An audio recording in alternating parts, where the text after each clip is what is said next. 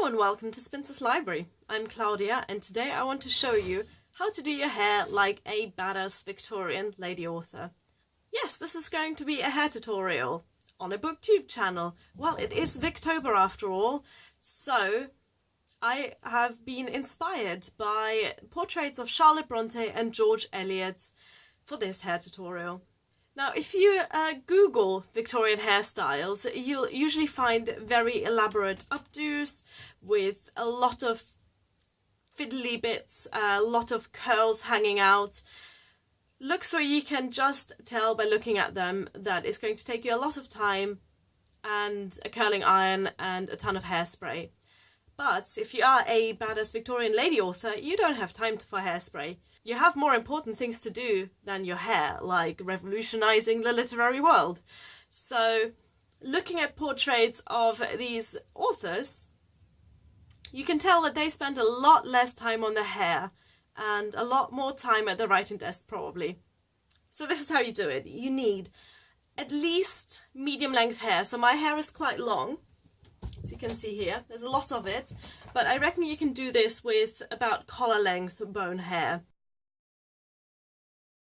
You'll also need a hairbrush, a big hair tie, a little hair tie, and some hairpins. I like to use these screw-shaped hairpins because I only need 2 or 3 to secure all of my hair into a bun, but you can use bobby pins if you prefer. Drop one on the floor there. You'll also need a center parting and ideally hair that is not freshly washed because it's a little bit more grippy if it's a day old. And frankly, I'm sure Charlotte Bronte did not have a daily shower, so hashtag authenticity. Optionally, you'll also want a hair ribbon or hair band. In the portrait of Charlotte Bronte, you can see that she does have a bow in her hair. In the George Eliot one, she doesn't have any obvious hair decorations. So it's up to you, really. First step is to brush your hair, obviously. Also, let me take my glasses off, because they're only going to get in the way.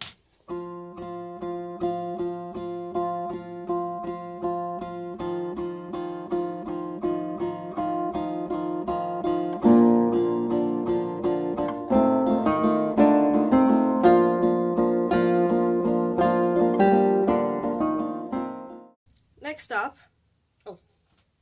I'm going to use a pencil for this, but you can use the end of a comb as well, or a hairpin. You need to divide your hair horizontally, just behind your ears.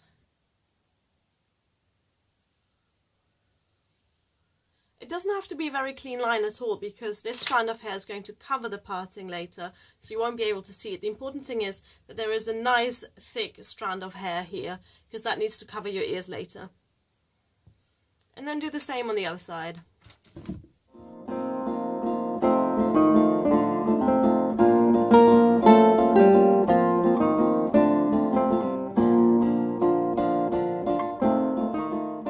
Okay, so that looks like it's enough hair on both sides.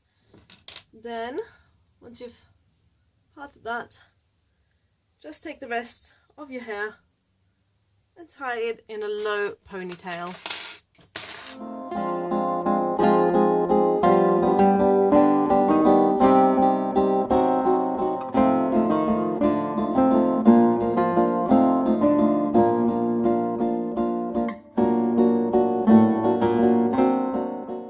Now we're going to take that ponytail and twist it.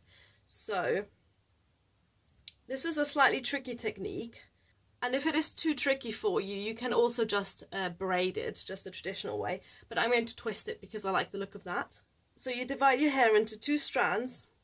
And then, and this is the important thing, you twist both strands in the same direction and then coil them around each other in the opposite direction. Let me show you.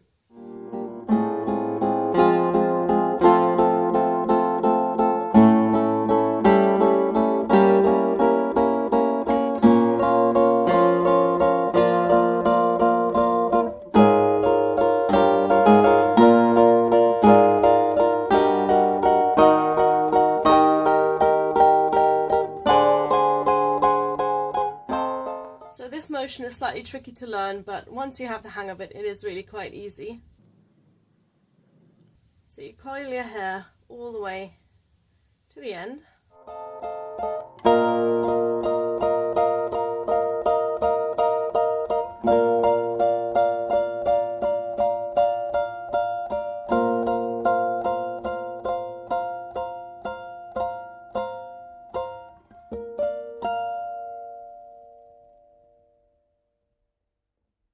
And then secure it with one of the little hair ties.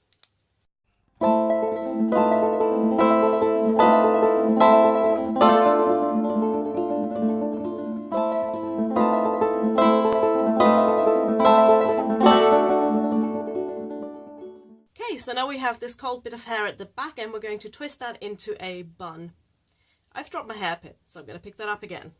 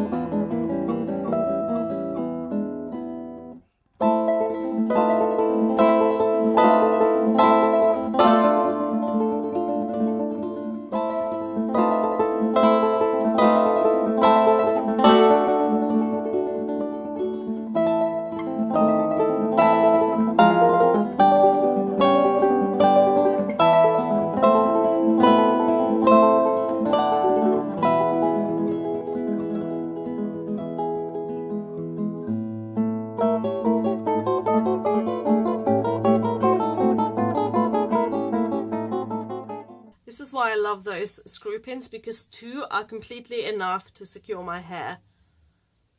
So now we're taking the front part of the hair and we're layering it over the ears like that, underneath the bun. Then you cross it over, pass it over the top, and as many times round as your hair will allow.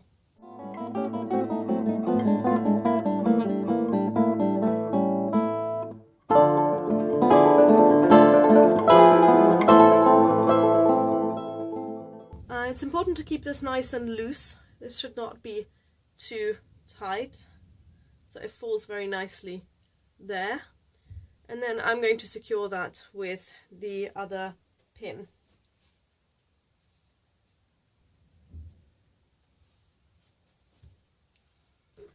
And now for the ribbon. So you can either leave it there for the George Eliot look, or if you want to go full Charlotte Bronte, then just use a ribbon, tie that around the bun.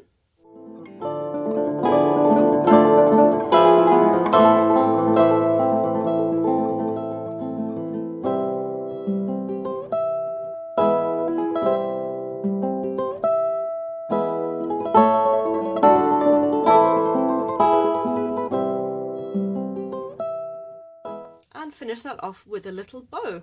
So there we are. This is my Victorian lady author look.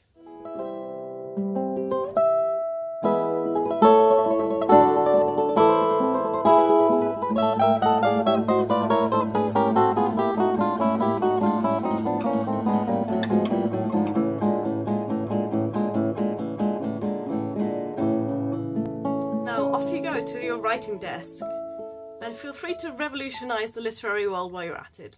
Thank you for watching. Bye.